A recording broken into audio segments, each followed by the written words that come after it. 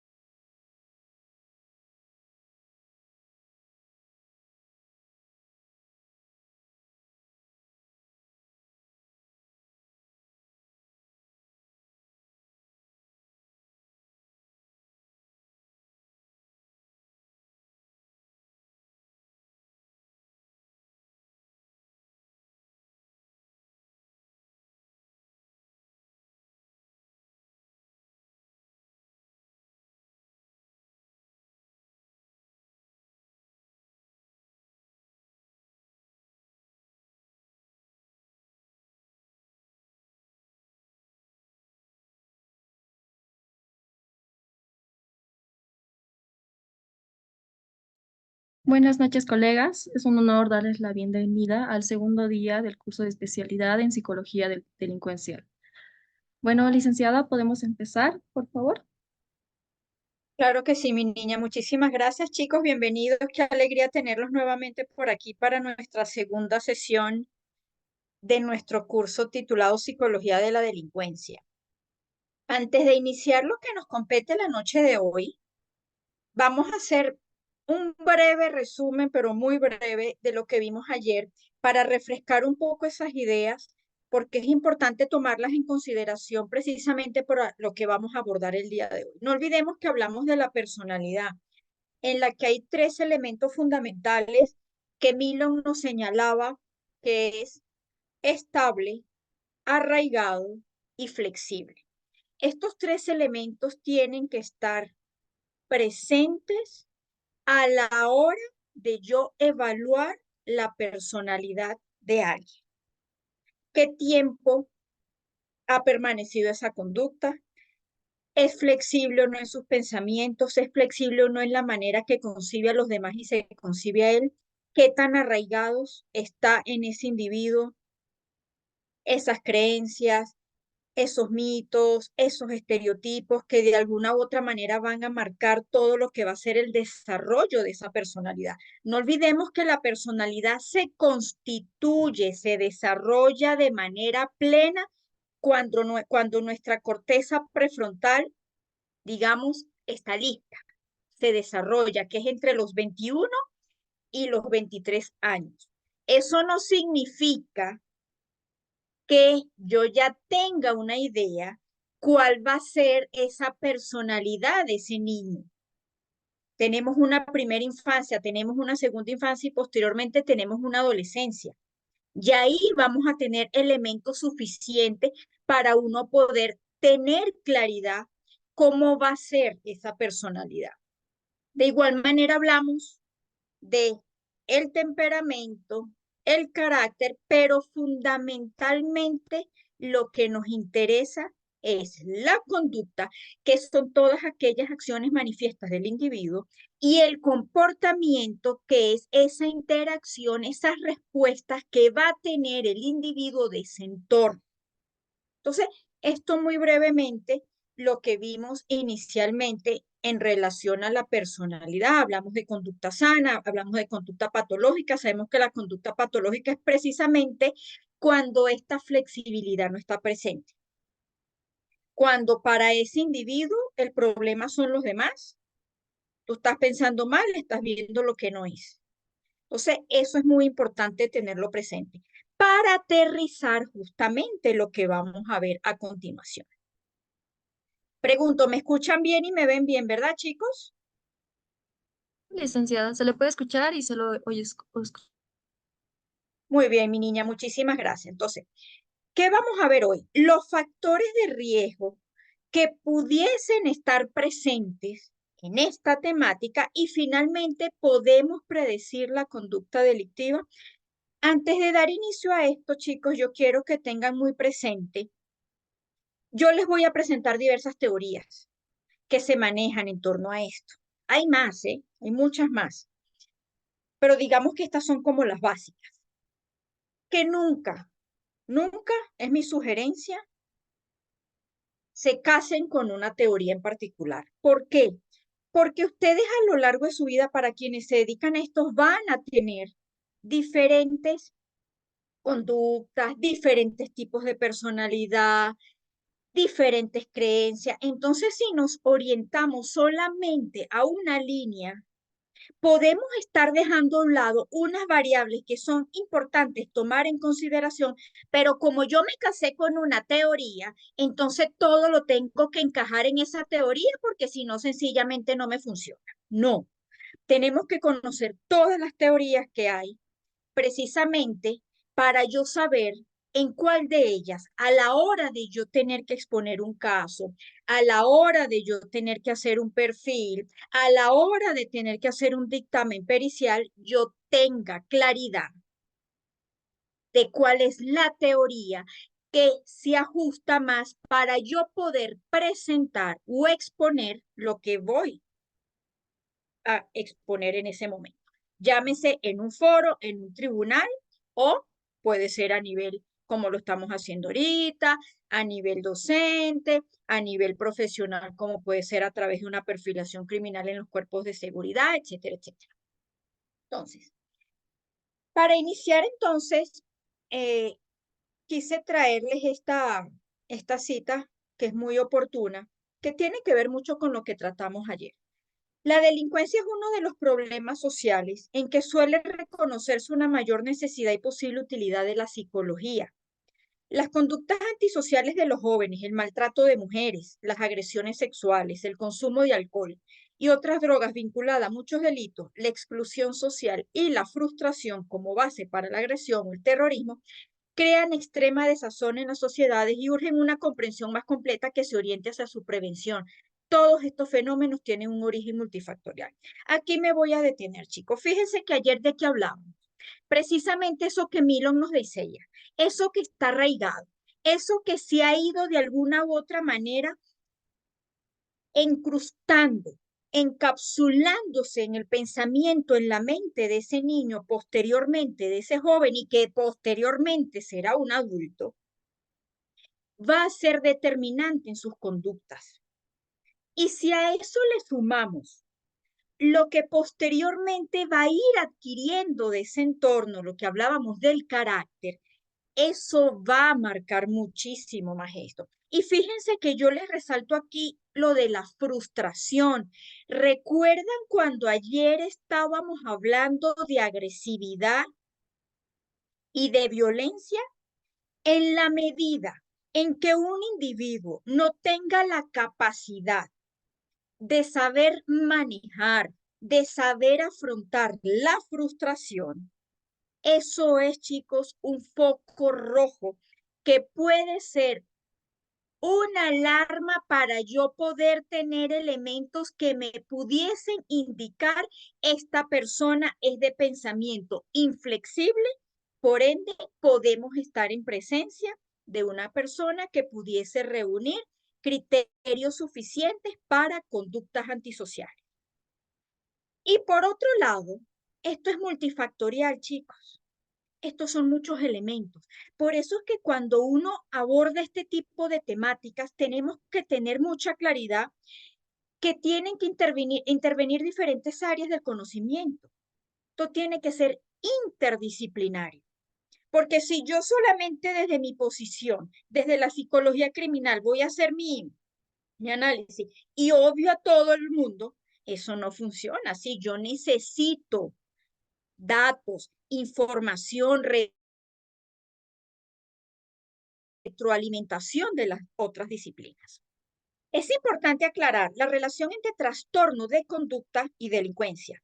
Ambos conceptos, aunque coinciden parcialmente en distintos aspectos y ambos entran en la categoría general de conducta antisocial, no son lo mismo. El primero es una categoría psiquiátrica aplicada a menores de 18 años y el segundo es una designación legal basada normalmente en el contacto oficial con los juzgados, con los tribunales. ¿Qué significa esto? No olvidemos que yo ayer les decía, no podemos decir que un niño o un adolescente tenga, por ejemplo, trastorno de personalidad. ¿Por qué? Porque es que la personalidad no está constituida. Entonces yo no puedo decir que tengo un trastorno de personalidad antisocial porque sencillamente eso es una falacia. Ah, que yo tenga elementos que me puedan indicar, como bien lo dice el DSM-5, que a partir de los 15 años, inclusive mucho antes, pero bueno, me remito al DSM-5, que me diga que a partir de los 15 años, esos son rasgos, son características, pero no el trastorno de personalidad. ¿Qué se utiliza a nivel de los menores? Son trastornos de conducta.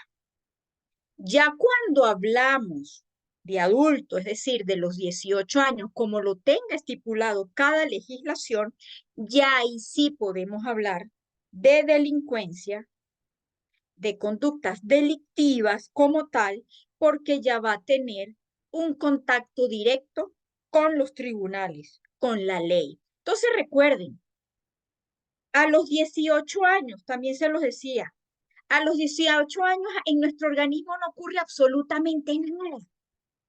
Fisiológicamente hablando, chicos, no ocurre nada. A nadie, a ninguno de nosotros.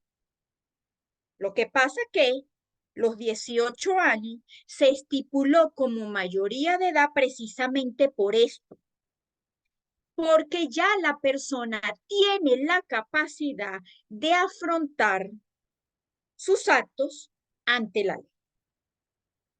Entonces, quiero que tengan esta generalidad para poder comprender lo que vamos a ver a continuación. Entonces viene la pregunta que no podemos dejar a un lado. ¿Factores de riesgo más relevantes? Claro que los hay y es justamente lo que vamos a ver a continuación. Y vuelvo y reitero, chicos, no se vayan a casar con ninguna teoría. El ser humano es considerado un ser social, con pretensiones y necesidades de socializarse, convivir y establecer normas de convivencia. Esa naturaleza humana es producto de un proceso de aprendizaje y un proceso de socialización del individuo. En ese proceso de socialización, el ser humano desarrolla diferentes tipos de conductas asertivas o agresivas, ya sean innatas o adquiridas en el proceso de aprendizaje. Me voy a detener aquí porque aquí hay muchos elementos importantes. Primero, el ser humano es un ser social, claro, desde el primer momento, chicos, de nuestro nacimiento somos seres sociales. Nosotros no estamos en una isla solo con una palmera y el coco y el mar aislados del resto del mundo. Somos seres sociales.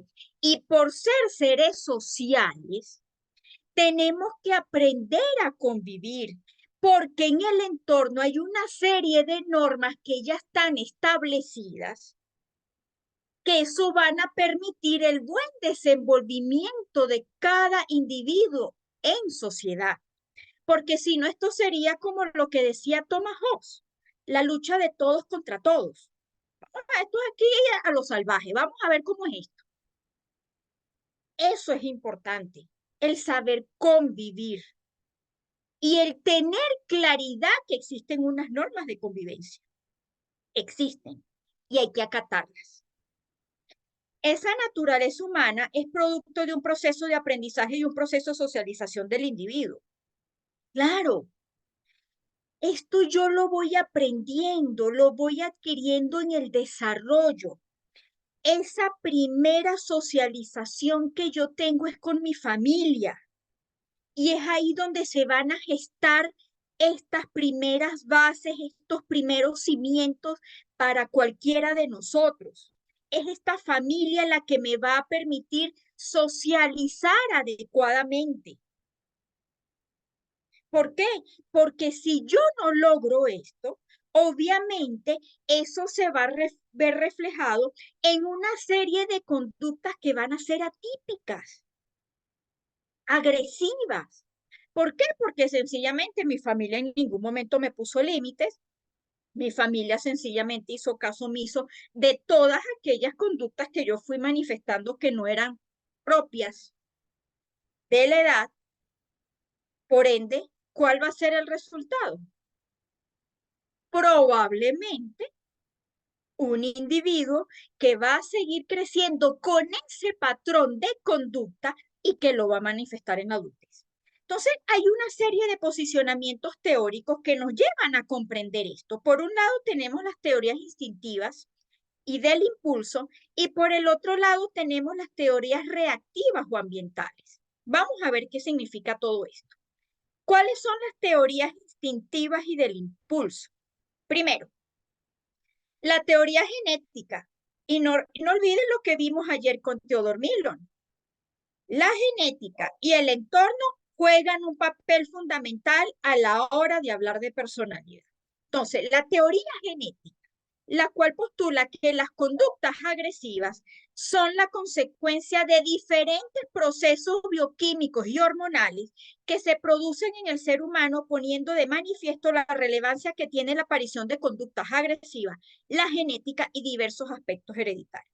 ¿Qué significa esto? Que efectivamente, a nivel biológico, a nivel hormonal, a nivel de las neurociencias que ya lo han demostrado, sí hay una serie de dificultades, mal desarrollo, anormalidades, como ustedes lo quieran llamar, que efectivamente va a ser un elemento muy importante, más no exclusivo, para yo poder decir, esta persona tiene problemas en su corteza prefrontal, tiene un problema a nivel hormonal, es proclive a conductas agresivas. Pero vuelvo y repito, esto no es algo rígido, chicos. No olvidemos que está el modelo biopsicosocial, biología, cognitivo y entorno. Vámonos a la teoría etológica.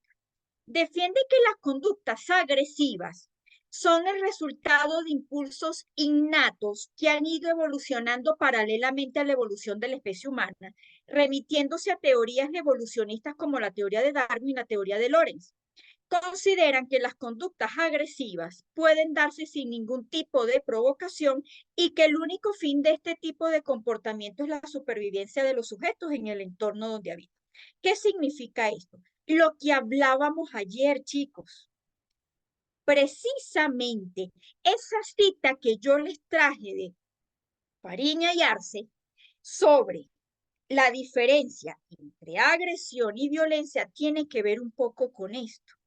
Porque si bien es cierto que hablábamos de que esa agresión es innata y que eso va a evolucionar como evolucione el ser humano, no es menos cierto que luego yo voy a tener el criterio suficiente para yo poder determinar si esto es porque yo actué, porque hubo algo, un miedo que me produjo generar esa reacción o sencillamente fue algo que conscientemente decidí hacer. Desde la perspectiva de la teoría de la personalidad, se considera el comportamiento violento uno de los rasgos que constituyen la personalidad de los sujetos, especialmente relacionados con la impulsividad y la ausencia de autocontrol. Chicos, lo que hablábamos ayer, la importancia de evaluar, de analizar la personalidad, porque en la medida que yo tenga claridad cómo es la personalidad de ese individuo, en esa misma medida yo voy a tener claridad cómo es ese comportamiento. Recuérdense que el comportamiento es la interacción, porque esa personalidad, esas características que van a estar marcadas y que van a estar presentes en cada uno de los individuos, van a constituir elementos significativos para yo poder determinar si esa persona tiene la capacidad de autocontrolarse o no, si es capaz de controlar sus impulsos o no, si tiene ese pensamiento flexible o no, porque a menor flexibilidad el riesgo es mucho más alto. Por eso es importante estudiar la personalidad y por eso es que yo inicié el día de ayer hablando de personalidad, porque si yo les introduzco esta teoría y comienzo a hablar de esto, pero ni siquiera hablamos de qué es personalidad, qué es la personalidad, entonces nos quedamos en un signo de interrogación porque no manejamos cuáles son esos elementos que tenemos que tomar en consideración. Entonces, esta perspectiva es fundamental. Y siempre, chicos, esta teoría sí tiene que estar siempre presente a la hora de yo evaluar esto. Porque eso me va a decir en un porcentaje muy alto qué probabilidades existen con ese individuo para que pueda incurrir en este tipo de actos. En cuanto a la teoría psicoanalítica, sostiene que las agresiones son instintivas y surgen por la sensación que experimentan los sujetos ante la imposibilidad de su satisfacción personal. Las conductas agresivas son, por tanto, la exteriorización de sensaciones y sentimientos negativos ante el bloque de la libido. Esta teoría tiene sus inicios en investigaciones realizadas previamente por Freud, quien en un principio pensó que el principal componente de la agresividad era el instinto sexual, aunque posteriormente manifestó que la agresividad también era el resultado de instintos del ego. ¿Qué ocurre con la teoría psicoanalítica? Aquí tenemos a Freud, tenemos a Jung, tenemos a Nietzsche, tenemos a Melanie Klein. O sea, tenemos a una serie, unas personas que dieron un aporte importante desde el psicoanálisis. Pero ¿qué ha dicho la comunidad científica? Está bien, es importante lo que nos plantean, pero para yo estudiar esto, digamos, de una manera tan profunda, yéndonos a esa génesis, no necesariamente la teoría del psicoanálisis me va a ayudar. ¿Por qué? Porque es que muchas veces la teoría del psicoanálisis se basa exclusivamente en el instinto sexual y no todas las conductas y todos los comportamientos que emiten estos individuos tienen per se el instinto sexual. Unos sí, claro, pero otros no.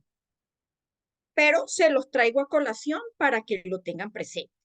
Recuérdense que aquí entra el yo, el super yo y el ello. Pero eso es muy profundo, chicos, y no quiero desvirtuarme porque hay unos elementos que quiero tocar en la sesión de hoy que son importantísimos. Luego podemos dedicar un estudio para el psicoanálisis, pero ya en otro momento. Y finalmente tenemos la teoría de la frustración-agresión que propuso Dollar y colaboradores. Fíjense, chicos, en el año 39. Pero ¿por qué se las traigo a colación? Y vamos a leerla primero. Dollar sostiene que la idea de que el ser humano manifiesta comportamientos agresivos cuando se ve involucrado en situaciones que le producen frustración o cuando existe alguna interferencia o bloqueo en alguno de sus objetivos, a lo que define una agresión instrumental. Ayer salió el tema de la psicopatía y eso es un tema muy significativo, porque nos guste o no, sí tiene que ver también en todo esto, pero eso ya lo hablé con la directiva de la institución y vamos a organizar uno sobre psicopatía porque es muy amplio, chicos. Pero fíjense, esto que nos propone Dólar de la teoría de la frustración, agresión, esto hace, no es exclusivo a ello, pero sí tiene un alto componente psicopático. ¿Por qué? Porque no olvidemos que la psicopatía, entre otras de sus características, es que ellos no son tolerables, ellos no toleran, es una cosa que los saca de su realidad, de sus pensamientos, es el tema de la frustración. Para ellos todo tiene que darse. Yo soy el rey, yo soy el Dios, todo tiene sí o sí que darse. Y si no logro mi objetivo para yo poder cubrir mi necesidad, es cuando yo aplico la agresión instrumental. Te uso, te utilizo, vas a ser mi objeto. Y aquí es cuando entra la cosificación. ¿Por qué? Porque el individuo, en este caso el psicopático, es como si le quitara el estatus de persona, el estatus de individuo a esa víctima para utilizarla, manejarla, controlarla y poder llevar a cabo lo que desea. ¿Con qué finalidad? Conseguir sus objetivos. ¿Por qué? Porque como hay algo que me lo está bloqueando, hay algo que se está interfiriendo en todo lo que yo tengo en mi mente planificado, sencillamente yo te tengo que apartar. Y no necesariamente para apartarte tengo que acabar con tu vida, que obviamente esa es una de las posibilidades. Pero para no irnos a ese extremo, el hecho de yo utilizarte, manipularte para conseguirlo, estoy aplicando una agresión instrumental, porque te estoy cosificando. Entonces, fíjense cómo esta teoría de la frustración y agresión de Dólar, a pesar de, miren, todos los años que tiene, cómo tiene vigencia. Porque efectivamente, y vuelvo y repito, esto no se circunscribe solamente a la psicopatía, pero sí, esta per se tiene un alto contenido para entender por qué el psicópata actúa como actúa. Pero esto es algo muy chico, muy tangencial, esto es muy por encimita, porque el tema de la psicopatía, créanme que es muy amplio. Ahora tenemos las teorías reactivas o ambientales. Me voy a hidratar un momento, chicos. Las teorías psicológicas. La teoría del aprendizaje social es considerada en la actualidad la explicación más completa de la conducta delictiva. El modelo más conocido en la psicología es el de Bandura, que realza el papel de la imitación y de las expectativas de la conducta y diferencia entre los momentos de adquisición de un comportamiento y su posterior ejecución y mantenimiento. Chicos, esta teoría es una de muchas en el área de la psicología. De hecho, yo les voy a presentar un ejemplo ahorita que entra en este grupo, pero para quedarme un momento con Bandura, Bandura hizo un experimento hacia los años 60 eh, que se llamaba el experimento del muñeco bobo. Ese muñeco bobo, yo no sé si ustedes lo recuerdan o lo ubican, es ese muñeco que es inflable. Entonces, que si usted lo golpea, él se regresa al centro. Entonces, usted golpea al muñeco, ese muñeco se regresa. Ese era el muñeco bobo. Entonces, el experimento de Bandura consistió en cubículos. Estaba el grupo control, eran tres grupos. El grupo control, el grupo, digamos que neutro, y el grupo donde se estaba llevando en sí el estudio. Él lleva esos cubículos a unos padres con ese muñeco bobo.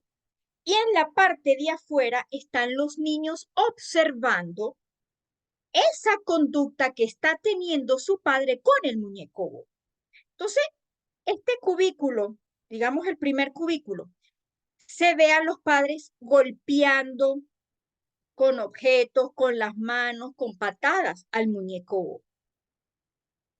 Al cabo de un tiempo, se llevan a los niños y se les coloca el muñeco bobo. Solamente ellos lo que hicieron fue observar. No se les dijo absolutamente nada.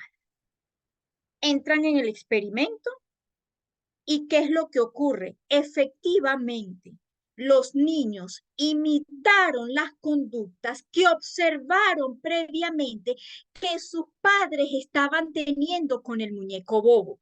Y ahí es donde viene la teoría del aprendizaje social. Es decir, que los niños imitan esas conductas.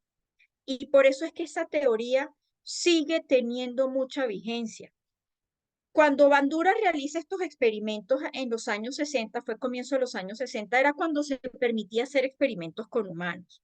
No olviden que posteriormente, luego con todo lo que ocurrió después de la Segunda Guerra Mundial, el juicio de Nuremberg, eso se eliminó. Pero tuvo una preponderancia tal que hoy, 2024, se sigue hablando de la teoría del aprendizaje social de Bandura.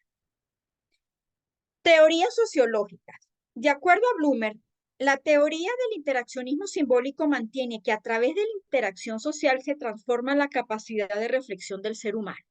Los sujetos aprenden símbolos y significados que les permiten actuar de diferente manera entre ellos. Significados y símbolos que pueden ser modificados o alterados siempre que los sujetos los deseen.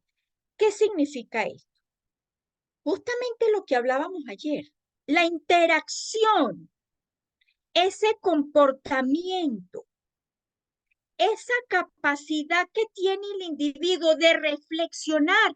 ¿Recuerdan, chicos, cuando yo ayer les comentaba de esa capacidad de hacer una introspección, de hacer un insight y darme cuenta que mis compañeros de trabajo me están aislando, no me convocan a reuniones, no me convocan a cuando hay un compartir para picarle el pastel a un compañero? Nada, a mí me tienen completamente excluida. Esto tiene que ver justamente con eso. Cómo esa interacción social se va a ver transformada precisamente por esa reflexión, por ese insight que yo voy a tener constantemente, en la que yo sí o sí debería de estar modificando y alterando eso para que mi socialización sea más idónea y no caer en lo que Milo nos decía, en esa inflexibilidad del pensamiento, porque si yo tengo inflexibilidad en el pensamiento, ¿cómo va a ser mi interacción? Pues negativa. Nadie me va a querer. Todo el mundo me va a querer aparte, bien lejos con esta señora. Eso es la teoría del interaccionismo simbólico. Están las teorías antropológicas. Dentro de las teorías antropológicas se hace necesario destacar la teoría de la práctica, cuyos representantes son estos tres que están aquí. Tenemos a Horner, Bourdieu y Giddens, y quienes consideran que dentro del contexto social, los sujetos muestran diferentes intereses o niveles de influencia, dependiendo de diversas variables sociales como el género, la edad, la raza, etc. ¿Qué nos dice esta teoría? Que estas variables sociales, más allá de ese entorno, de ese contexto en la cual yo me estoy desenvolviendo, el género, la edad, la raza, juegan un papel importante en todo esto y pueden marcar factores de riesgo. No olvidemos, chicos, por ejemplo, vamos a remontarnos hacia la época de Dahmer. Dahmer nació en 1960, entonces vamos a ubicarnos hacia 1973, 75, porque él comienza toda su vida como tal fuerte, es hacia finales de los años 70. ¿Cómo eran los Estados Unidos de ese momento?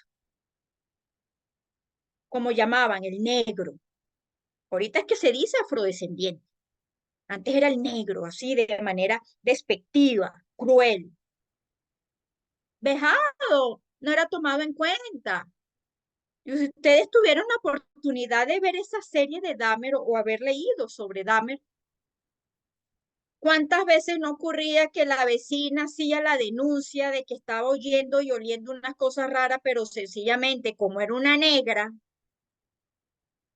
no era tomada en cuenta? Pero Dahmer, ¿quién era? Dahmer era una raza completamente diferente. Entonces ya eso, fíjense chicos, son factores de riesgo. ¿Cuánto no hemos escuchado, chicos, de negros que por el simple hecho de ser negros fueron juzgados, fueron condenados, solamente por eso, donde no se llevó a cabo un debido proceso? Entonces, eso tiene que ver con las teorías antropológicas. Esto por mencionarles, chicos, un ejemplo muy gráfico para que ustedes puedan ver cómo intervienen las teorías antropológicas. Obviamente esto tiene mucho más, es más profundo. Hay que irnos muchísimo más a la génesis de todo esto, pero es para que ustedes lo puedan visibilizar mucho mejor. Y tenemos la teoría ecológica, que esta es importantísima. Desde la teoría ecológica se entiende que en el desarrollo humano existe un componente imprescindible, que es la interacción de los sujetos con el medio en que se desarrolla. Bronfenbrenner puede afirmar que el ser humano no es el único responsable de lo que sucede en su contexto social, ni el propio contexto social el causante de lo que les sucede a los sujetos. Más bien es una relación recíproca entre sujeto-entorno y viceversa. Por consiguiente, desde la teoría ecológica, se entiende que los problemas conductuales que presentan los individuos son la consecuencia de su interacción en el contexto social. Bronfenbrenner, un psicólogo ruso, y su teoría, que decía que habían 5 sistemas, donde estaba inicialmente el individuo, y luego el quinto sistema era ese macrosistema, donde el macrosistema, ¿quién lo comprende? Ya las instituciones del Estado. Llámese el gobierno, llámese el poder judicial, todo lo que tiene que ver con el Estado. Entonces, ¿cómo estos diferentes niveles, el exosistema, el mesosistema, pueden influir en mis conductas? ¿Cómo eso va a repercutir en mí? O sea, que no soy solamente yo en mi entorno chiquito, que es el inmediato, que pueda ser el entorno familiar, y luego, bueno, el entorno escolar o el entorno laboral. No, él lo ve de una manera mucho más amplia. Y Bronfenbrenner nos dice, ojo, no podemos ser tan simplistas y limitarnos a ver ese sistema individual. Vámonos más allá. Y chicos, y si nos ponemos a analizar, eso es completamente cierto. Vámonos a ese macrosistema que nos propone Bronfenbrenner. ¿Qué dice? Estado. Ajá. Entonces tenemos un estado. Discúlpenme la terminología que voy a usar, y aquí no es con la intención, yo no voy a entrar en temas políticos porque eso es otra cosa, pero si hablamos de un estado donde lo que impera es la represión, donde no hay libertad de expresión, donde no hay libertad de tránsito, donde cada vez me están limitando más mis derechos como ciudadano, y así un sinfín de etcéteras, ¿eso no va a repercutir en mí? Claro que va a repercutir en mí. Y esa repercusión que yo voy a tener gracias a ese macrosistema que nos decía Bronfenbrenner, va a ser determinante para esas conductas, para esa interacción que yo voy a tener con el contexto social en la cual yo me desenvuelvo mayoritariamente. Esa es la propuesta ecológica. Y que hoy sigue teniendo mucha vigencia, porque se ha demostrado que efectivamente cuando se evalúa ese macrosistema, sí hay una repercusión en el individuo. Y ese puede ser una causante para yo comprender el por qué ese individuo, que no era así, proceda a tener ese tipo de conductas desviadas o conductas atípicas. Esa es la teoría ecológica de Bronfenbrenner, que es su principal exponente. Hasta ahora, ¿cómo vamos, chicos? ¿Todo bien? Yo sé que es mucha teoría, ¿eh? Pero eso es para que ustedes vean que sí se evalúan los factores de riesgo desde las diferentes áreas del conocimiento. Ahora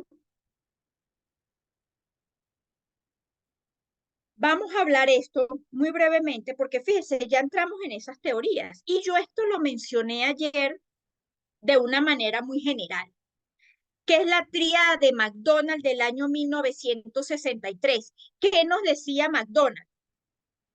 Que la enuresis, la piromanía y el maltrato animal pueden ser consideradas como elementos para yo poder determinar que esa persona, para ese momento que lo plantea McDonald en el año 63, estaba muy, chicos, no olvidemos que en esos años estaba en los Estados Unidos, era como una cosa impensable todo lo que se estaba llevando a cabo con todos estos asesinos seriales, ¿no? Entonces, digamos que su tría de McDonald la enfoca mucho hacia los asesinos seriales, pero que nos sirve para comprender eso porque no olvidemos que los asesinos seriales no es que se levantaron de un día para otro y decidieron matar a 30 personas.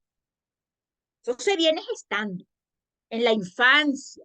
Entonces, justamente lo que nos decía McDonald, que estos tres elementos, piromanía, maltrato animal y enuresis en la infancia eran elementos que había que tomarse en consideración para yo poder predecir o sospechar de que este niño fuese proclive a. Pero claro, no olvidemos que la ciencia va evolucionando y entran las neurociencias. No es que antes no existiera neurociencias, ¿eh? Siempre.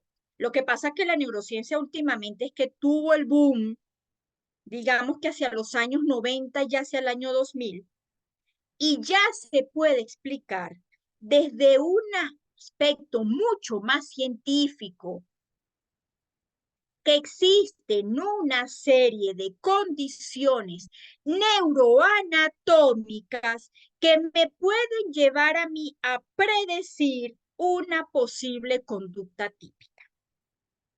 Y aquí es cuando yo les recomiendo, chicos, hay un libro que me gusta mucho, que yo lo recomiendo cuando doy mis clases de psicopatía, un libro que se titula Violencia y Psicopatía, que es de Adrian Rey y de José San Martín. Miren, chicos, explica esto. Eso para mí es la Biblia. Para comprender cómo desde el punto de vista de las neurociencias, por estos estudios que se hicieron, donde hay un aval científico, no es que a mí se me ocurrió hacer un librito, entonces yo voy a anotar que a mí se me ocurrió que como la corteza prefrontal no la tiene desarrollada, eso es de psicópata. No, esto es con estudios hechos con psicópatas, donde se les presentaba un escenario, le ponían una serie de aparatos y se llegaban a la conclusión. Por eso es que ese libro yo lo recomiendo mucho. Entonces, tenemos esta tríada de McDonald, que si bien es cierto, la ciencia ha dicho, hey, eso no como que no está muy avalado por nosotros que digamos, pero no es menos cierto que se sigue utilizando porque de alguna u otra manera nos permite comprender un poco determinadas conductas que efectivamente son atípicas y que la podemos ver desde la infancia. Y no olviden la película que yo les recomendé ayer que está en YouTube que se llama Hablemos de Kevin. Entonces, aquí les traigo, chicos, luego de este bombardeo de, de teorías, yo escogí una teoría que no se las mencioné puntualmente porque quería hacerlo aterrizando un caso, que es la teoría de Pavlov. Pavlov fue un psicólogo ruso que también hizo una serie de experimentos muy significativos, igualmente hacia los años 60, en la que se habla de el estímulo y respuesta. Digamos que esos eran los elementos fundamentales de la teoría de Pavlov, que pertenece a las teorías psicológicas que hablamos anteriormente, solo que yo les mencioné la de Bandura, pero les traigo la de Pavlov. Pavlov era un conductista, solo que en este momento, cuando ellos llevan a cabo tanto Bandura como Pavlov sus estudios, ellos quisieron apartarse un poco de la psicología desde el plano cognitivo, desde el plano emocional. Trataron de dejar eso a un lado y quisieron abocarse más desde el conductismo, de conductas, de interacción, de comportamiento. Entonces, ¿qué nos decía Pavlov en su experimento? Antes de condicionar y hacer sonar una campana, no producía respuesta alguna al perro. Al colocarle comida al perro, hacía que éste comenzara a babear. ¿Qué significa esto? Que él hizo un experimento con la comida, una campana y un perrito, en la que cuando él hacía sonar la campana al perro no le producía absolutamente nada. Pero cuando le colocaba la comida al perro, el perro comenzaba a babear. Durante el condicionamiento con el sonido de la campana, esta se hacía sonar minutos antes de poner el alimento frente al perro. Después del condicionamiento, con solo escuchar el sonido de la campana, el perro comenzaba a salivar. ¿Qué significa esto? Que el perro asocia entonces que el sonido de la campana es porque viene mi comida por ahí y ya comenzaba a salivar con solo escuchar la campana. ¿Por qué? Porque hubo un condicionamiento, hubo un estímulo allí. Entonces, los elementos del experimento de Pavlov, como se lo decía anteriormente, se basaron fundamentalmente en el estímulo y la respuesta, y ya lo vamos a ver con un caso en particular. Tenemos que la comida es un estímulo no condicionado. La salivación es una respuesta no condicionada porque es natural, no fue aprendida. Mientras que el sonido de la campana sí es un estímulo, de condicionamiento. Por eso es que cuando él escuchaba la campana, ya babeaba. Entonces la salivación es esa respuesta condicionada por el estímulo que recibió, que fue la campana. Por ende es un condicionamiento, una respuesta aprendida. Ahora vamos a trasladar esta teoría de Pavlov a un caso en particular. Les pregunto, ¿ustedes saben quién es este individuo que está en el margen superior derecho? ¿Lo identifican? Es un asesino serial.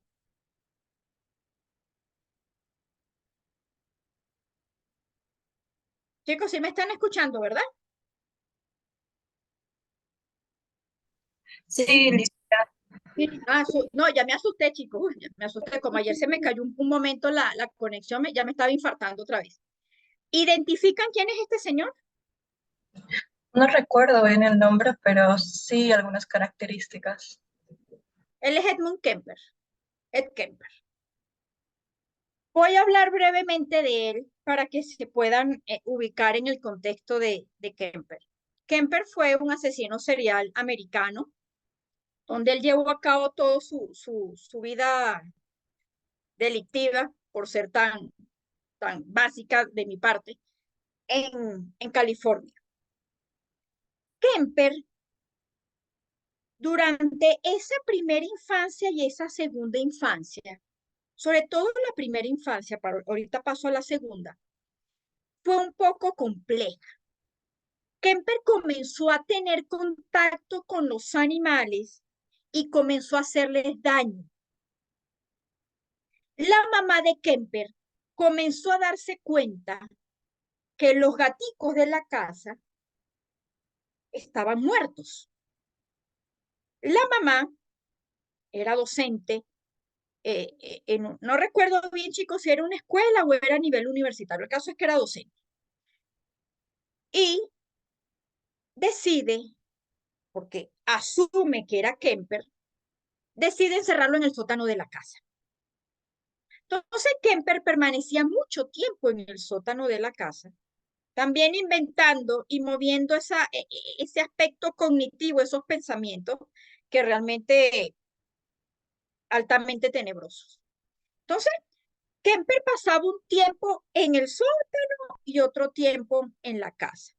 Pero otro de los alegatos que decía la mamá de Kemper para poderlo encerrar en el sótano, más allá de estos gaticos que aparecían muertos, era porque él tenía otras hermanas, porque tenía miedo que le hiciera algo a sus hermanas.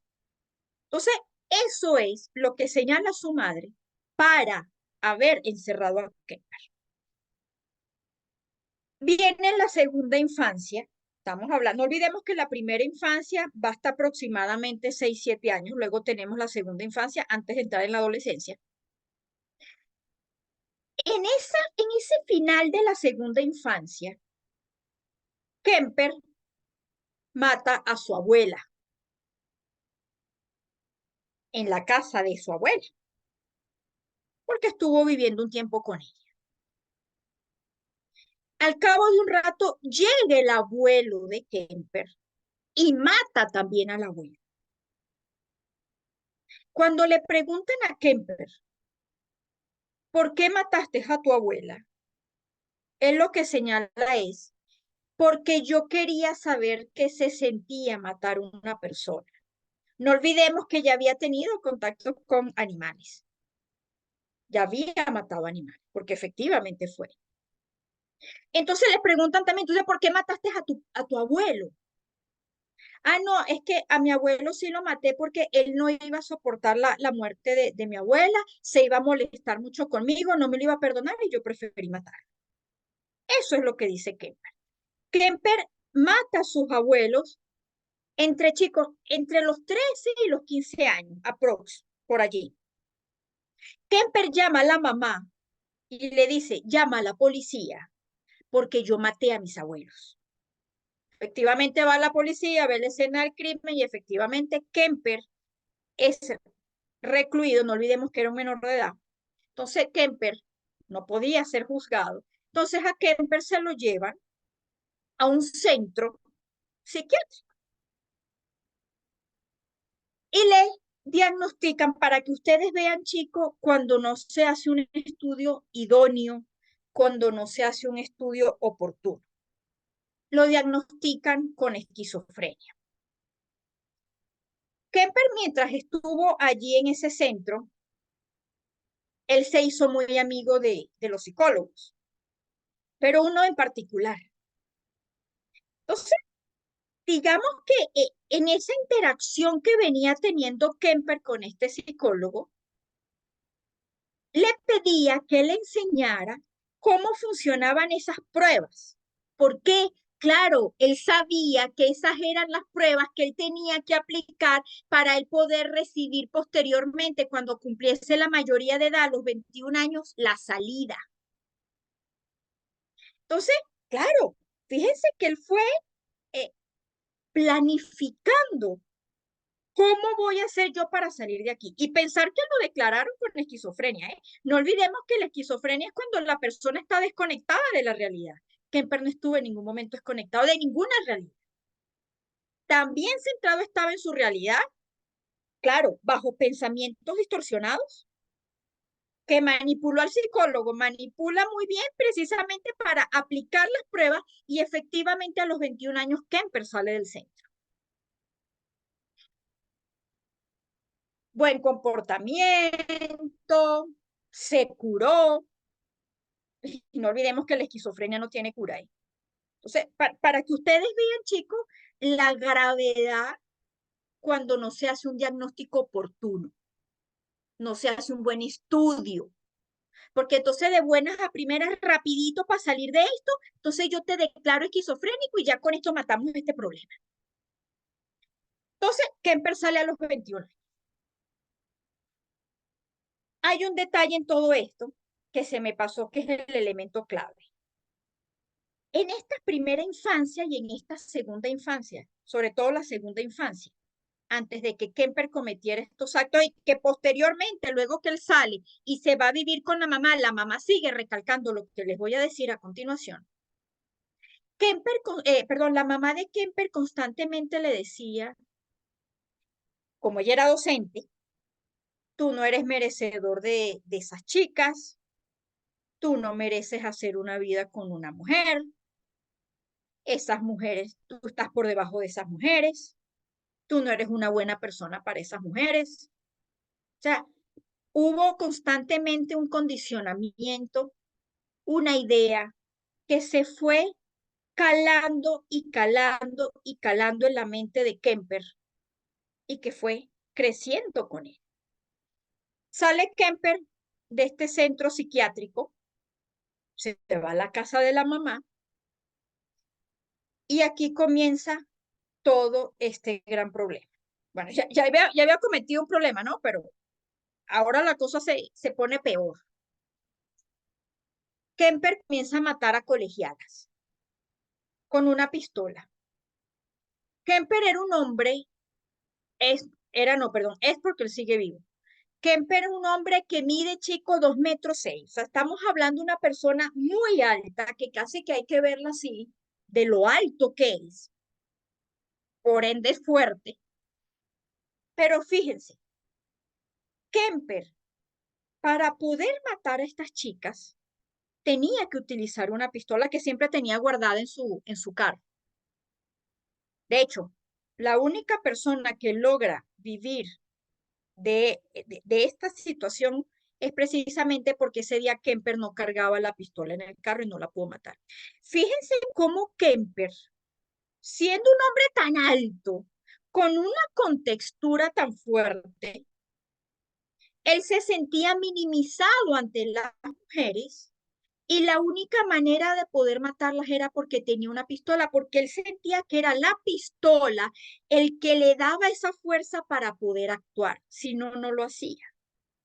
Cuando ya por el simple hecho que por el tamaño y por su contextura, podía de alguna otra manera intimidar. Pero fíjense para que vea cómo él se veía.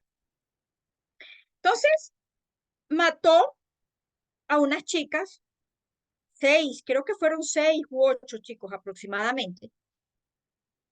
Luego mata a la mamá. Cuando él mata a la madre, estaba durmiendo, la mata, él le extrae las cuerdas vocales y la mete en una licuadora, porque él señalaba que todavía escuchaba la voz de la mamá que le estaba reprochando constantemente eso que les estaba diciendo. Y ojo, no es porque tuviese alucinaciones, ni mucho menos porque él no era esquizofrénico, pero para que ustedes vean cómo marcó la vida de Kemper esta situación, que tuvo que extraerle a su madre las cuerdas vocales y meterlas en una licuadora. Mata a la mamá, permanece con el cuerpo de la madre varios días y llama a la mejor amiga de la mamá. Cuando llega esta señora a la casa, la mata. Posteriormente, Kemper llama a las autoridades y le dice, vengan por mí, porque yo fui el que mató a las colegialas que ustedes están buscando. Y efectivamente Kemper se entrega. Y es cuando el FBI lo captura, que inicialmente no le creía, pero es capturado y efectivamente se le demuestra que todos esos crímenes que Kemper había señalado efectivamente eran de su autoría. Entonces, fíjense, chicos, que aquí entra la teoría de Pavlov del condicionamiento clásico. Fíjense que aquí en el cuadro inferior hay que ante un estímulo indirecto o incondicionado hay una respuesta incondicionada. Que si a eso le incluimos un estímulo neutro, eso va a desencadenar un estímulo condicionado, por ende una respuesta condicionada. Entonces, ¿cuál fue el estímulo neutro que recibió Kemper a lo largo de su vida y que él lo manifiesta? Mi mamá me condicionó a matar a estas niñas. Ese fue el estímulo neutro que, de acuerdo a la teoría de Pavlov, tuvo Ed Kemper. Eso va a generar un estímulo condicionado y por ende una respuesta condicionada, porque eso se estuvo desarrollando, eso fue el desarrollo evolutivo de él. Los traumas que tuvo en la infancia, ese fue el aprendizaje, lo que él constantemente tuvo que lidiar, y eso fue calando en su mente. Por eso Kemper se entrega, porque él decía, yo ya maté a mi mamá, ya yo no tenía más motivación, porque murió la persona que me estuvo condicionando por tanto tiempo. Cuando él llama a la amiga de la mamá y la mata, él creyó que podía tener otra motivación, pero resulta que no. Ah, la maté, pero no me produjo nada. Es cuando él decide entregarse. Y fíjense que ya Kemper debe tener alrededor de los 74, 75 años. Y él prefiere, lo dice, déjenme aquí, porque yo no sé si afuera yo pueda adquirir otra motivación y pueda volver a hacer lo mismo. De hecho, Kemper estudió psicología en la casa. Kemper tiene un coeficiente intelectual, chicos, de 142. Un hombre muy inteligente. Tan inteligente que fue capaz de decir esto y tener claridad que lo que hizo fue porque estuvo condicionado durante toda su vida. Y lo expresa. A diferencia, por ejemplo, de Dahmer. Dahmer se pregunta a veces, yo no sé por qué hago esto. Kemper sí tenía la claridad. Un hombre muy inteligente. Entonces, como pueden ver, fíjense cómo aterrizamos una teoría ante una persona que hizo lo que hizo, que se fue condicionando a lo largo de su vida. Entonces, por eso la importancia, chicos, de que no hay que atarse, no hay que casarse con ninguna teoría, porque cada caso es diferente, que aunque van a tener elementos en común, claro, los asesinos seriales tienen elementos en común. Ojo, me estoy yendo al extremo, ¿eh?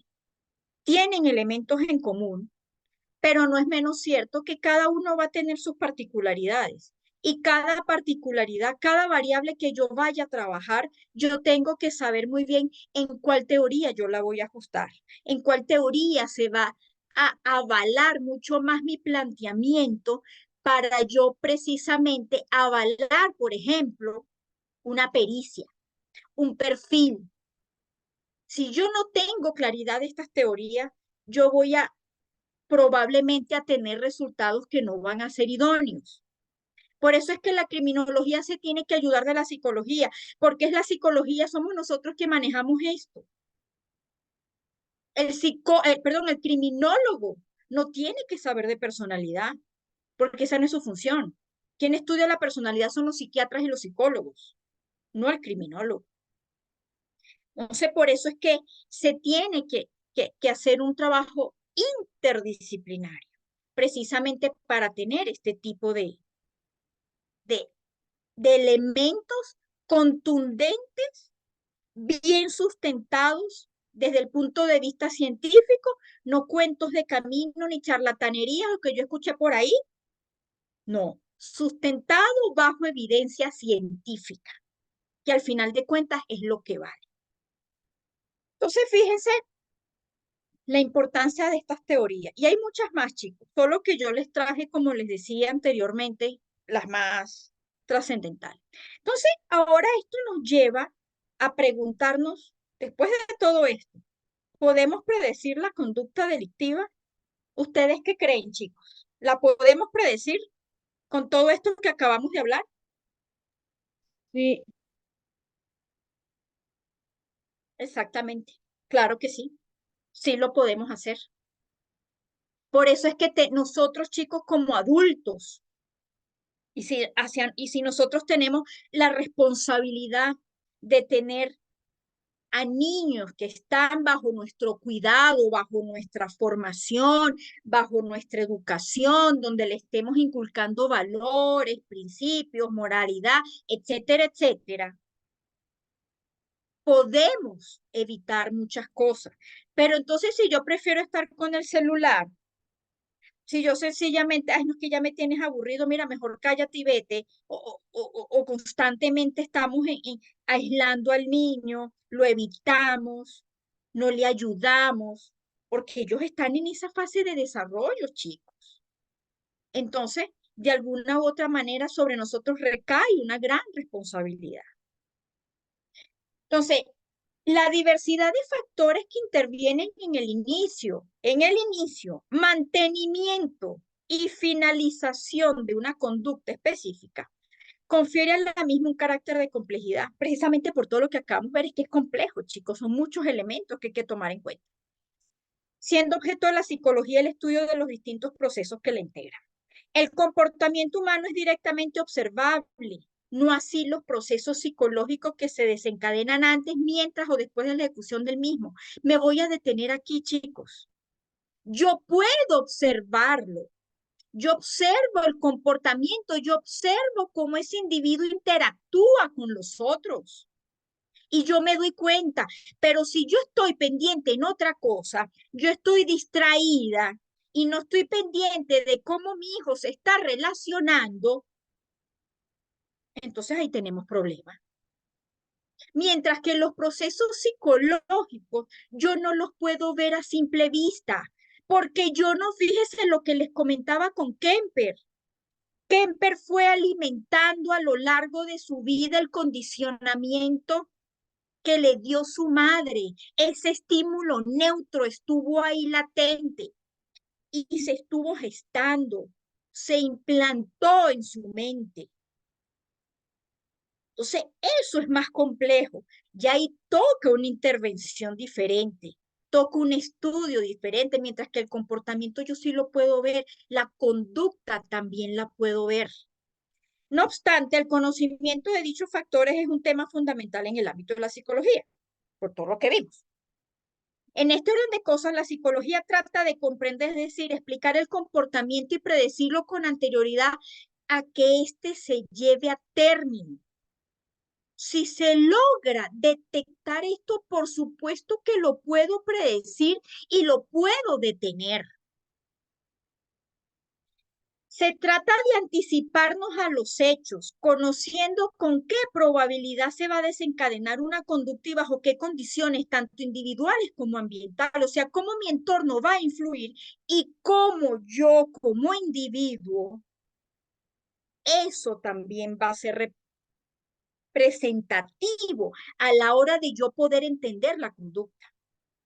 Esta predicción no es una tarea fácil debido a la diversidad de factores que están implicados en la manifestación de un comportamiento. Por eso que lo que decía el párrafo anterior, esto es muy complejo.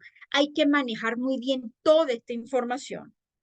Chicos, llega un momento que esto uno se lo aprende de memoria. Y uno está trabajando en un caso y uno está evaluando algo, cuando alguien nos pide también asesoría, ya uno tiene claridad porque uno se maneja esto ya de memoria, pero esto lo da la experiencia, esto lo da el conocimiento y por eso es que hay que capacitarse en todo esto. De un modo muy general, podemos considerar que la conducta humana se puede predecir atendiendo a factores psicológicos y sociales. Por lo que se refiere a los factores psicológicos, podemos diferenciar entre características afectivas como los estados de ánimo y las emociones. Esto es clave. Cómo ese individuo, desde el punto de vista afectivo, responde a determinadas situaciones. ¿Ustedes recuerdan cuando yo ayer les hablé del placer? ¿Eso le produce placer? ¿Ese niño o ese adolescente tiene empatía? ¿No le duele el dolor ajeno? ¿No le duele cuando alguien o inclusive cuando este niño o este adolescente maltrata a algún animal? Importantísimo. Lo cognitivo, que son las creencias y las expectativas. Justamente lo que estaba pasando con Kemper. Ya se estaba generando una creencia. Algo se estuvo ahí dando y dando y dando y eso caló en su mente. Ese pensamiento se incrustó y nadie lo pudo mover de ahí. ¿Por qué? Porque sencillamente no fue atendido.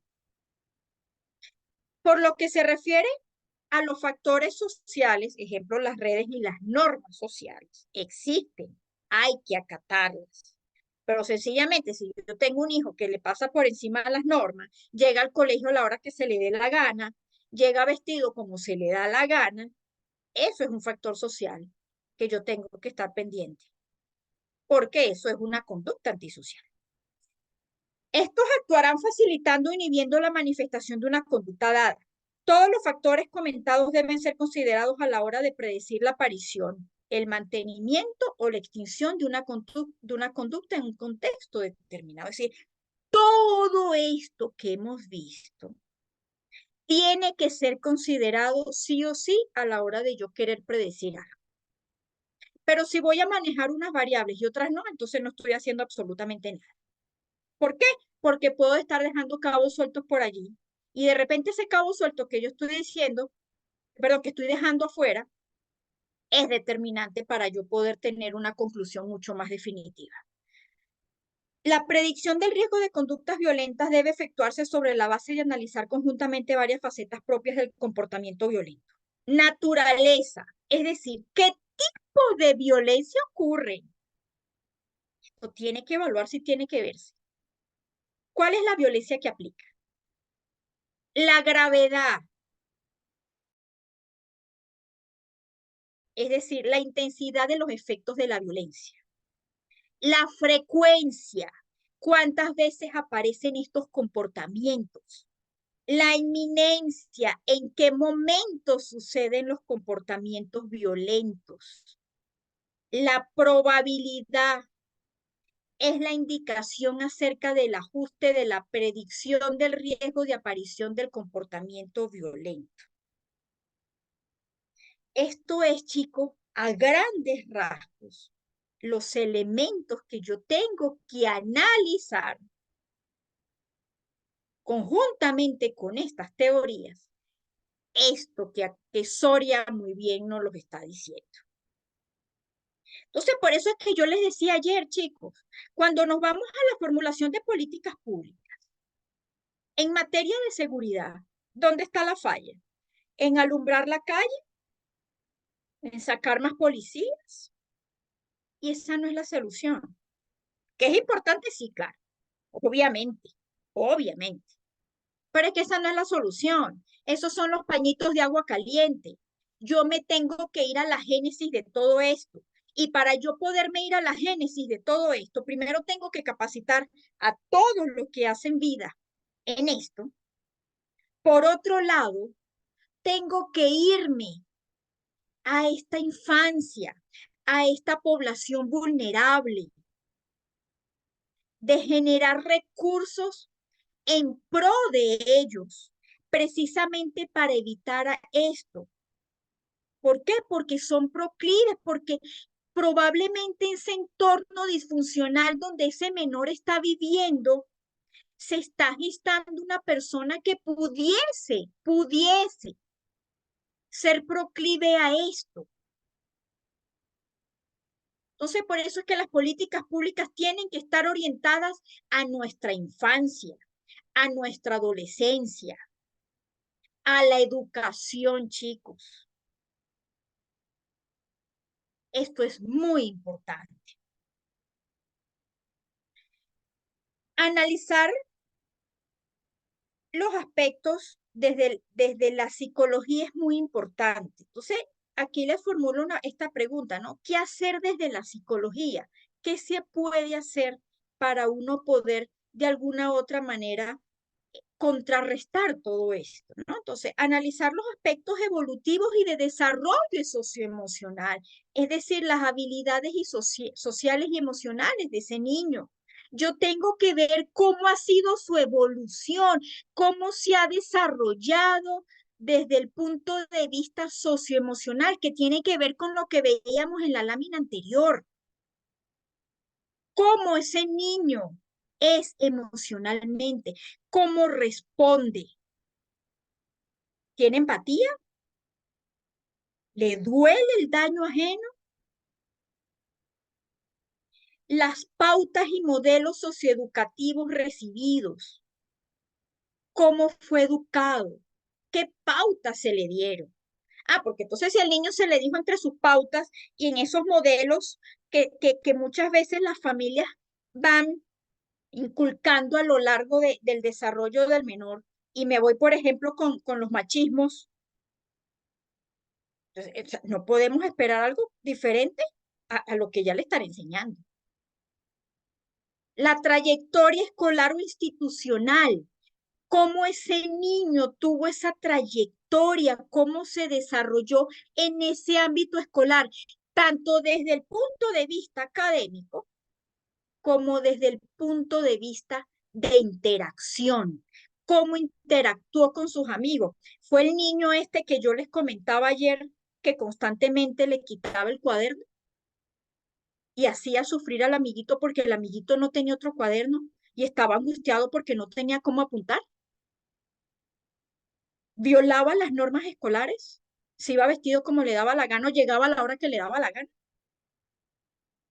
El grupo de iguales o de referencia, con quién se está relacionando. No olvidemos la teoría de Bandura, el aprendizaje social, el experimento del muñeco bobo. El niño imita lo que ve. Y eso está comprobado, chicos. Es importante conocer y determinar cuáles y qué efectos tienen otras experiencias significativas, pues más allá de esto, ¿no? Porque obviamente, como lo veíamos anteriormente, esto es muy complejo, ya que el proceso de socialización también está determinado por otros factores como los cuidados recibidos en la infancia, el estilo de crianza, las manifestaciones de afectividad y atención recibidas. ¿Yo atendí a mi hijo? ¿Le presté cuidado? ¿O sencillamente yo estaba más concentrada en el celular o en mis actividades sociales y no en mi hijo o en mi hija? La disciplina imperante tanto en la familia como en la escuela, pero me quedo en la familia, porque es la base, es el núcleo de ese individuo. La escuela es importante, obviamente, la escuela te va a reforzar, pero la familia es fundamental. ¿Coloqué límites? ¿Hubo disciplina o no? ¿Hubo otras instituciones sociales? Las respuestas y canalización dadas a la agresividad o manifestaciones de violencia, la naturaleza de las tareas y responsabilidades exigidas y su momento de inicio, y el acceso a la cultura, adquisición de conocimientos sociales y participación en las instituciones y la vida social. Chicos, como pueden ver, esto es algo macro. Por eso es que se habla que esto es algo complejo. Y como sencillamente nuestras autoridades, ya sea por flojera, y discúlpenme que me exprese así, ya sea por flojera, no, qué fastidio, o por desconocimiento, o que desafortunadamente quienes tienen a cargo la responsabilidad de estas áreas no están lo suficientemente bien preparados para llevar a cabo esto. Entonces, claro, esto va a seguir creciendo de manera exponencial, porque sencillamente quienes están a cargo de esto, lo que decía Bronfenbrenner, ese macrosistema donde está, no, le está dedicado a estar en campaña, en ver cómo resuelve las cosas más banales muchas veces, pero lo que es la génesis del problema social que viven nuestros países, eso no se está atacando. Entonces, como pueden ver, esto tiene que ser un estudio longitudinal, desde todo punto de vista. Total. Yo no puedo omitir cosas, porque estoy corriendo riesgo de dejar por fuera elementos que van a ser importantes. Entonces, esto tiene que tener un estudio completo, no que por fastidio o porque qué aburrido, no, pero aquí esta señora me exige mucho, Entonces yo voy a salir, como pasó con Ed Kemper, que le diagnostican esquizofrenia y el señor lo menos que tenía era esquizofrenia. Era una persona, pues, con sus distorsionados sus pensamientos, de eso no hay duda, pero con plena conciencia de lo que estaba haciendo. Entonces, fíjense, chicos, esto no es cualquier cuento. Entonces, aquí yo les traigo un perfil de un delincuente común, ¿no? ¿Cómo tenemos que manejar? Ojo, aquí hay algunas variables, ¿eh? Porque esto aumenta en variables. Entonces, tenemos unas variables en la infancia desde el plano familiar, una familia multiproblemática, antecedentes delictivos, prácticas de crianza severas e inconsistentes, escasa supervisión, relación fría de los padres hacia el hijo, bajos ingresos, empleo inestable, poco cualificado. Nos vamos a unas variables personales donde hay una conducta problemática tanto en la casa como en la escuela, pocos lazos y apegos por actividades convencionales, irresponsabilidad, escaso autocontrol, variables escolares, pobre logro educativo, insatisfacción escolar y obviamente las variables laborales no aplican. Tenemos una adolescencia donde las variables familiares son las mismas. Tenemos unas variables personales que, sumada a las anteriores de su infancia, porque recuerden que la personalidad es un desarrollo, eso es evolutivo, ¿no? Tenemos antecedentes delictivos, consumo de alcohol o de drogas, peleas, riñas, vandalismo, ya que el adolescente está teniendo problemas con la ley. Y ya puede tener ya entradas al sistema de justicia, pero no a nivel de ya cuando es con mayoría de edad, sino a nivel de los menores, ¿no? Que tienen sus centros dirigidos exclusivamente a ellos. Y en las variables laborales, empleo poco cualificados, empleos inestables con periodos de desempleo, bajo salario, etc. La adultez.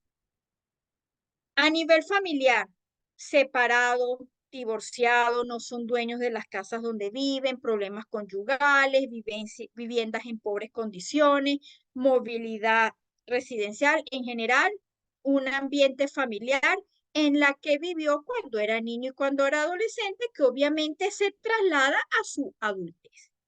Tenemos las variables personales que van a ser iguales a las anteriores, no aplican las variables escolares porque ya las tuvo, y las variables laborables pues son idénticas a las anteriores porque estamos hablando de una persona que es inestable. En todas sus facetas es una persona altamente inestable. Entonces, como pueden ver, chicos, los que les presenté el día de hoy es bastante complejo. Esto bien vale la pena leerlo, leerlo y leerlo. Y para quienes les interese esta temática, pues los invito a seguir profundizando en esto, porque esta es la génesis, como les decía en la lámina anterior, esto tiene que darse un estudio longitudinal, porque si no lo hacemos así, sencillamente es preferible no hacer nada, porque si nos da fastidio, nos da aburrimiento, pues hago otra cosa. Yo siempre parto de la idea de que si yo voy a hacer algo, lo hago bien, si no, no lo hago. Yo me retiro y digo, mire, señor, yo no puedo hacer esto, yo me retiro. No lo hago. Hay que hacer las cosas bien, con conciencia, con conocimiento de lo que voy a hacer. Uno tiene que saber y conocer sus limitaciones. Si yo no soy capaz de hacer esto, pues no lo hago. Eso no tiene nada de malo. Yo puedo tener habilidades en otras cosas y eso es completamente válido. Pero no porque me estén exigiendo, porque mi jefe me esté pidiendo que haga esto, resulta que yo no lo sé hacer. Tengamos la humildad de decir, yo no lo sé hacer, no lo puedo hacer. No tengo las capacidades, no tengo el conocimiento para hacerlo. ¿Por qué? Porque esto es un tema altamente delicado que indiscutiblemente necesita tener todo un equipo trabajando conjuntamente con esto para lograr los resultados óptimos. Chicos, esto es lo que tenía para ustedes la noche de hoy. Muchísimas gracias. ¿Tienen algún comentario? ¿Tienen alguna duda?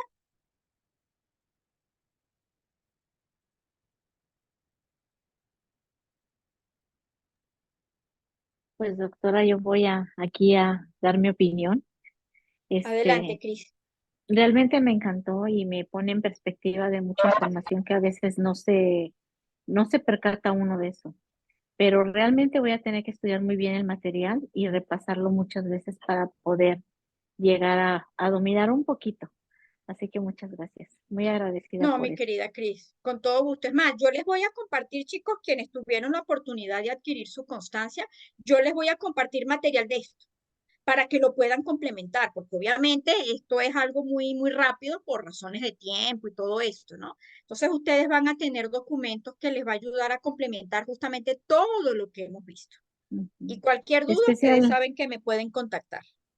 sí, especialmente aquí en la adolescencia, pues yo radico en Chicago, Illinois, y la adolescencia es tremendamente violenta y no es comprendida por los padres.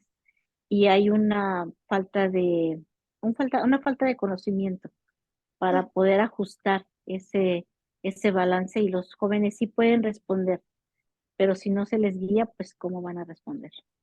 Exactamente, exactamente, Entonces, mi querida muchas gracias. Cris. En la adolescencia, digamos que es la parte, de por sí la adolescencia es muy compleja, todos hemos pasado por eso, unos más, unos menos, pero todos fuimos adolescentes. Entonces sabemos que es una etapa muy difícil, es una etapa compleja que hay que saberla manejar y si hay que buscar ayuda profesional, pues se recurre a ayuda profesional. Pero si para mí es más fácil omitir, ay no, pero qué fastidio este niño me tiene ya cansada, ay no, qué fastidio este niño ya me tiene aburrida. Entonces, ¿qué estamos construyendo? ¿Qué le estamos entregando a la sociedad? Eso es lo que tenemos que hablar. Entonces, por eso la importancia de este estudio longitudinal que hablamos anteriormente. Muchísimas gracias, Cris. ¿Alguien más, chicos? Buenas noches. ¿Qué sucede cuando un joven... Ay, ya va, que se me subió, chicos. ¿Qué sucede cuando un joven es consciente de tener falta de empatía, sin embargo no comete faltas éticas ni delincuencial, pero se debería tratar con un psicólogo o hay otras materias de poner en práctica para desarrollarla? Indiscutiblemente que tiene que ser tratado profesionalmente. No hay duda de eso. No hay duda de eso. Lo que pasa que cuando hablamos de la falta de empatía, tenemos que ver qué otras características se le suman a la falta de empatía. Porque el hecho de que un adolescente o un niño no tenga empatía, eso es muy grave. Eso es muy serio, pero muy serio. Y que eso sí me puede llevar a mí a pensar que este niño pudiese desarrollar algún tipo de trastorno de personalidad, porque la empatía sí juega un papel fundamental en todo esto. Algo más, chicos. Georgina nos dice, muchas gracias, licenciada, es bastante eficiente el estudio. Gracias a ti. Julio, muchísimas gracias de igual manera a ti por habernos acompañado. Preguntas, chicos, algún comentario, algún aporte. ¿Quedó claro? Vuelvo y repito, yo sé que es mucho. Yo les di hoy mucha información, por eso es que yo no quise tener la sesión de hoy que fuese tan larga, porque es mucha teoría. Por eso quise aterrizar un poquito la práctica con Kemper para que lo pudiesen ver cómo yo puedo aterrizar una teoría. Pero admito y reconozco que sí es bastante información y que esto requiere, pues, de alguna u otra manera, nuevamente revisarlo. Un niño que crece sin padre y tiene trastornos de bipolaridad, ¿qué seguimiento se debería hacer? Ayuda profesional indiscutiblemente. Tiene que tener sí o sí ayuda profesional. Ayer me hablaban, chicos, de las pruebas psicométricas. Las pruebas psicométricas, por supuesto, son un elemento importante que me va a ayudar a mí a corroborar algo. Pero si yo hago todo este estudio, como se los he presentado, si yo hago un buen rapport, si yo hago unas buenas entrevistas, yo no tengo por qué recurrir a una prueba. Ahora, si yo requiero y necesito acudir a alguna prueba, yo puedo aplicar la de Minnesota, puedo aplicar la PCL-Young, que es la prueba que nos ayuda a ver posible psicopatía. Puedo aplicar la MASI de Milon, que les comentaba ayer. O sea, hay pruebas, claro que hay pruebas. Recuérdense que cada prueba tiene su población, ¿eh? Por lo menos la MASI. La de Minnesota, hay para adultos y hay para adolescentes. La PCL-Young es adolescentes. La PCLR es población adulta. Indicó que los psicópatas o esquizofrénicos, ojo, son distintos, ¿eh? Psicópatas o esquizofrénicos son distintos. Tienen problemas en el cerebro en la parte frontal. Ojo, yo no hablé de esquizofrenia que tuviesen problemas en el lóbulo prefrontal. Quien tiene problemas en el lóbulo prefrontal o corteza prefrontal o inclusive la órbita frontal es el psicópata. Pero el que tiene el trastorno de personalidad, porque hay personas que pueden tener los rasgos de personalidad psicopática y no tienen el trastorno de personalidad. La esquizofrenia, yo no hablé en ningún momento, chicos, de corteza prefrontal. El esquizofrénico tiene un problema de contacto con su realidad, está fuera de su realidad. Eso es importante que lo tengan claro, porque de hecho la esquizofrenia no es un trastorno de personalidad. Los trastornos de personalidad son 10 y se reúnen en 3 clústeres. Y la esquizofrenia no aparece en ninguno de esos clústeres. Ahora, el clúster A, que está el paranoide, el esquizoide y el esquizotípico, lo que es el esquizoide y el esquizotípico, sí es premórbido a la esquizofrenia. Pero eso ya es otro estudio y eso es muchísimo más información, chicos. Pero ojo, esquizofrenia, corteza prefrontal, De 40 años, ¿qué pasa, doctor? Es más tóxica que la pala. Israel, aquí no te entendí. Si me puedes aclarar esto, porfa. ¿Preguntas? ¿Aportes?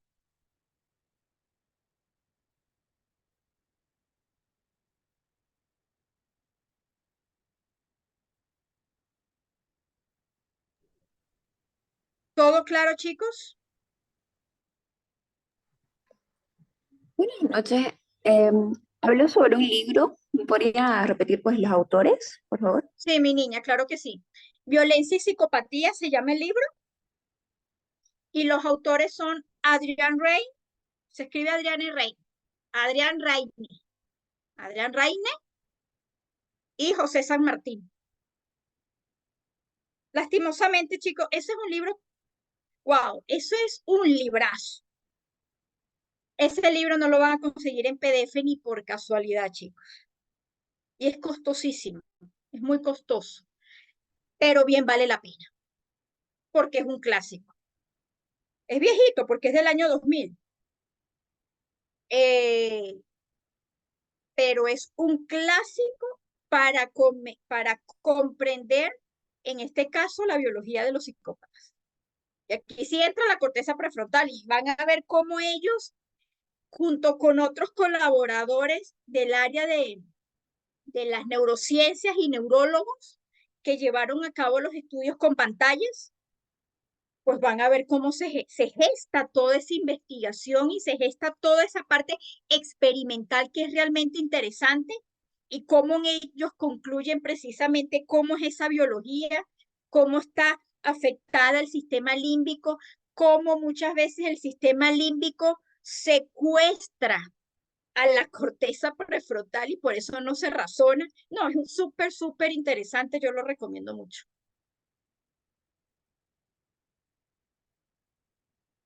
Israel dice, todo el tiempo dice o se inventa que tengo amantes, está enferma. Israel, mira, ahí pudiesen darse muchísimas cosas. Que yo te pueda decir de manera contundente o de manera muy precisa algo sería muy irresponsable de mi parte, porque pueden haber muchos elementos. Puede haber en elementos de manipulación. No sabemos si puede haber algún tipo de trastorno por delante. No sabemos esos mitos y esas creencias o esos estereotipos que se fueron gestando en esa persona. Entonces, hay que ver muy bien, digamos, todo ese entorno, esa manera, sus pensamientos, esa parte cognitiva, para ver qué ocurre allí. Pero decirte algo con De manera contundente no lo puedo decir, porque ahora, si yo me voy a lo que estamos hablando, Israel, yo lo que te puedo decir que el tipo de trastorno, ojo, no vayas a decir que la profesora Gloria dijo que entonces mi esposa tiene trastorno de personalidad. Yo no dije eso. Ojo, solo que hay trastornos que efectivamente por su estructura de personalidad, como por ejemplo los paranoides, ven cosas que no son. Por ponerte un ejemplo. Está, por ejemplo, los del clúster B. ¿Quiénes conforman el clúster B? Trastorno límite, trastorno histriónico, trastorno antisocial y trastorno narcisista. Por lo menos el límite, el antisocial y el narcisista tienen esa particularidad. Pero vuelvo y repito, Israel, con esto yo no te estoy diciendo que tu pareja pueda tener algún tipo de trastorno. Ojo, yo no estoy diciendo eso. Pero precisamente como lo vimos ayer, hay que estudiar la personalidad para yo poder acercarme a una conclusión.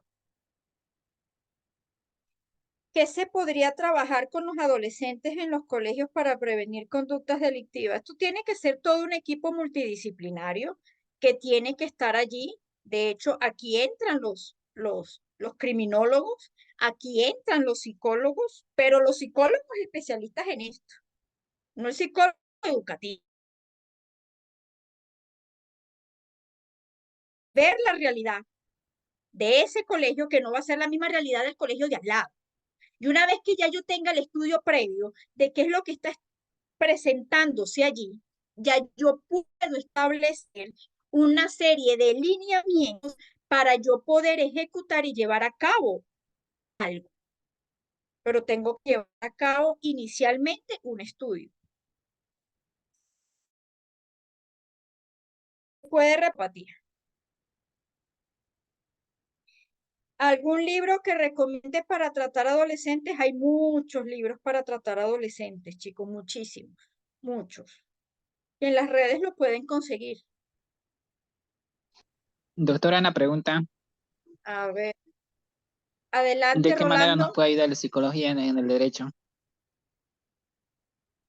Recuérdense que el derecho estudia las conductas, porque es lo que sanciona. Y que obviamente el psicólogo va a tener un rol preponderante en eso. Hay muchos abogados que estudian psicología para poder comprender precisamente un poco más todo esto. Yo conozco varios colegas que siendo abogados han estudiado psicología, porque es muy complejo.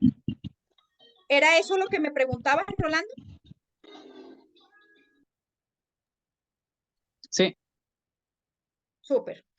Damari nos pregunta, doctor, ¿una persona narcisista puede pasar a convertirse en un psicópata? No. El trastorno narcisista de la personalidad es una cosa y la psicopatía es otra. Son dos estructuras de personalidad diferentes que tienen puntos en común, sí, hay cosas que tienen en común, pero son dos estructuras de personalidad diferentes. Ahora, puede haber psicópatas que tienen rasgos narcisistas. Puede haber narcisistas que tengan rasgos psicopáticos, que no es lo usual, ¿eh? No es lo usual. Lo usual es el psicópata teniendo rasgos narcisistas. El narcisista puede tener rasgos de otros trastornos de personalidad. ¿Por qué? Porque los trastornos de personalidad son comórbidos. Sí hay comorbilidad entre ellos. Pero que uno pase al otro, no.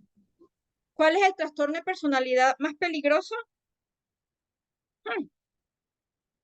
Todos tienen sus particularidades. Todos tienen sus características.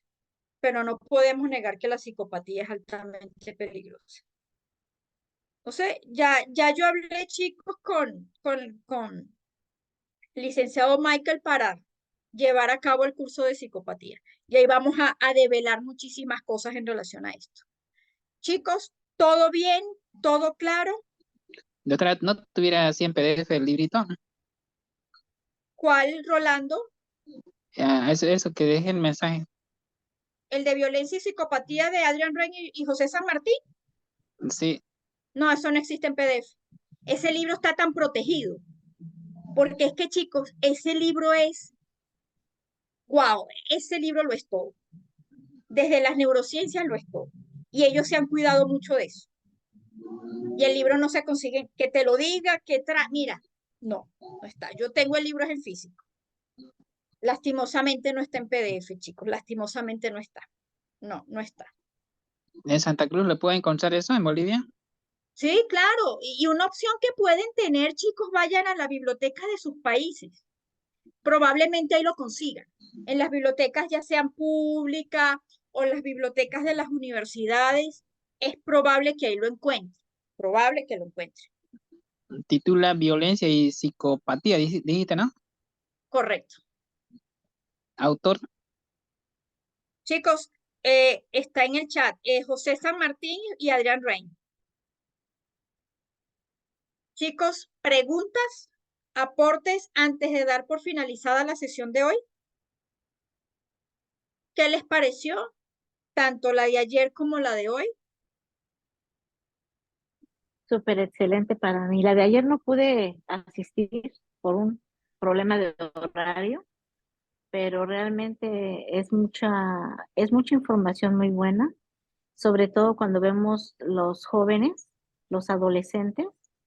Es increíble, o sea, realmente hay mucho que digerir, ¿no? Porque cuando uno ve los resultados, es ahí donde uno sí da pesar, ¿no? Aquí, por ejemplo, hubo una iglesia que es una comunidad que tiene violencia alta, entonces quisieron conmemorar las memorias de de los jóvenes que morían. Así que hicieron una lápida en representación a un joven que moría para resignificar su vida. Pero pronto tuvieron que quitarlo porque son tantas lápidas que no había espacio. Y eso es una tristeza muy grande porque estamos hablando de jóvenes de 13, 14, 15 años. Niños. Entonces, entre las drogas y los problemas emocionales, mentales que hay, tanto en el joven como en la familia, pero creo yo que más se da por la forma en cómo la sociedad aborda todo esto. Desde la escuela, ¿no? Por ejemplo, aquí en el 5.º año los jóvenes vamos a decir que tienen aproximadamente unos 12 años cuando empiezan el 5.º año y ya se les trata, por ejemplo, del 4.º año al 5.º año, ya tienen que pasar a ser como personas, adultos jóvenes, cuando ellos apenas están empezando a ser adolescentes.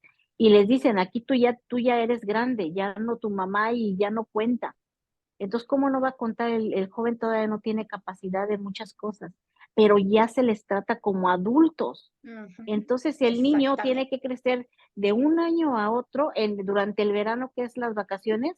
Aunque ya eras niño antes de las vacaciones, después de las vacaciones ya eres adulto. ¿Cómo? O sea, es una incongruencia total. Psicológicamente para los jóvenes que yo vi pasar ese proceso, es un impacto muy grande y viene de la sociedad estudiantil. Entonces, desde ahí ya estamos Exactamente. muy mal, ¿no? Eso es algo que... Exactamente, Cris. Ujú. Has tocado algo tan importante, la responsabilidad que tenemos nosotros como sociedad en todo esto, que no tenemos ni idea de la magnitud del problema tan grande. Porque nosotros como sociedad vamos a desprendernos un poco del rol de padre o de madre. Vamos a desprendernos un poco de eso. Como sociedad, estamos induciendo, empujando muchas veces a estos menores a que no tengan su desarrollo evolutivo acorde con su edad y se le están atribuyendo una serie de responsabilidades. No es que no las tengan, pero cada edad tiene su responsabilidad. Pero se le están atribuyendo una serie de responsabilidades que son totalmente discordantes a lo que es el desarrollo emocional, cognitivo, evolutivo. O sea, no, no. Entonces nosotros somos responsables de todo esto. Pero como nosotros sencillamente nos hacemos de la vista gorda, no, ese es el problema de su mamá y su papá que resuelva. No es que tú como sociedad tú eres responsable también de eso, porque indirectamente incitas a eso. Entonces eso es un problema serio.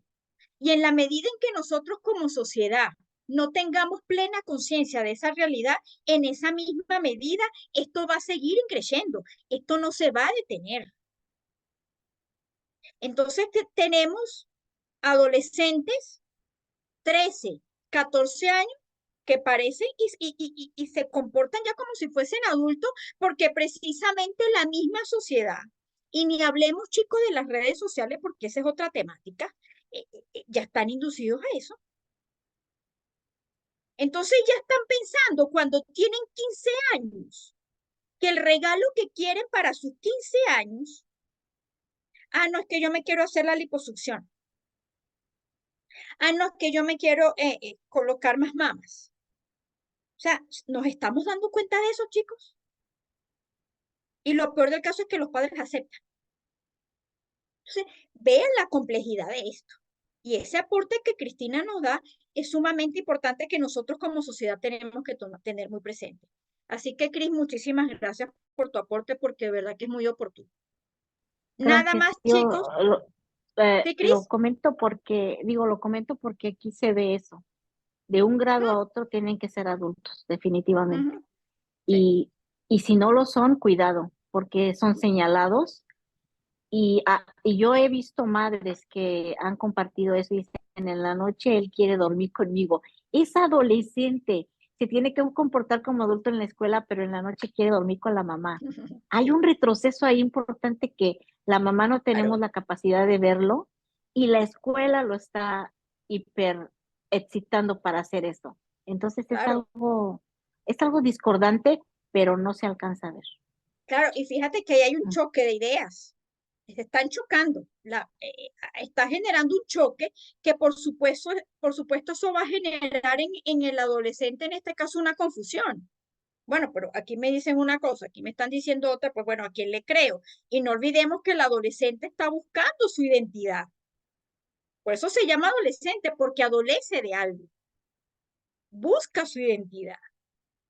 Entonces, si le estamos dando información en la cual chocan, que son totalmente incongruentes, pues no vamos a tener resultados óptimos, indiscutiblemente. Muchísimas gracias, mi querida Cris. Chicos, les mando un fuerte abrazo.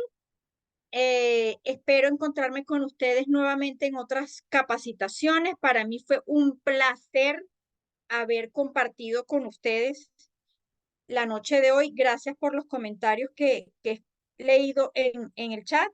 Y cierro con esta última intervención de Rosita.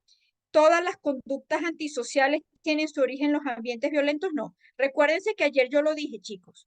Estamos en un ambiente biopsicosocial, biología, psique y entorno. Ninguna es exclusiva. Que una pueda ser determinante a algo, sí, pero no es exclusiva. Que yo diga que esta persona se comporta así porque exclusivamente fue su entorno, no.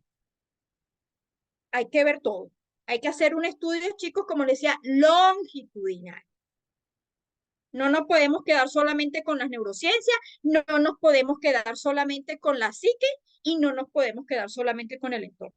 Tenemos que ver todo en conjunto, porque los tres juegan un papel fundamental. De repente en uno influye más algo, en otro influye otra cosa, pero de eso se trata, de estudiar bien de una manera dimensional, como bien lo decía Theodore Miller, para poder comprender todo esto. Muchísimas gracias, mi querida Caro. Gracias, Lilibet. Cristina, gracias. Gerson, gracias, chicos. De verdad que mil gracias por haberme acompañado.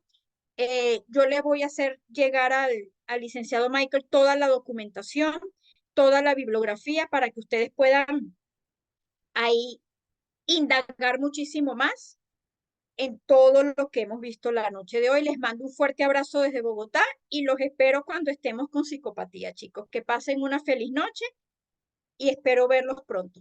Muchísimas gracias. Hasta luego, doctora. Hasta luego, María. Gracias. Muchas Hasta gracias, luego, doctora. doctora. Buenas noches a todos. Muchas Hasta gracias. Buenas luego, noches. doctora. Muchas- Bueno, queremos informar que a todas las personas interesadas en recibir la certificación y los beneficios extras del curso aún tienen tiempo de realizar el pago hasta el día de mañana. Los esperamos y estamos agradecidos por su participación, ¿no? Que tengan una excelente noche. Hasta luego. Gracias, hasta luego. Hasta luego. Muchas gracias. Buenas noches, muchas gracias. Buenas noches, muchas gracias, doctora. Buenas noches, muchas gracias. Chicos, gracias a ustedes.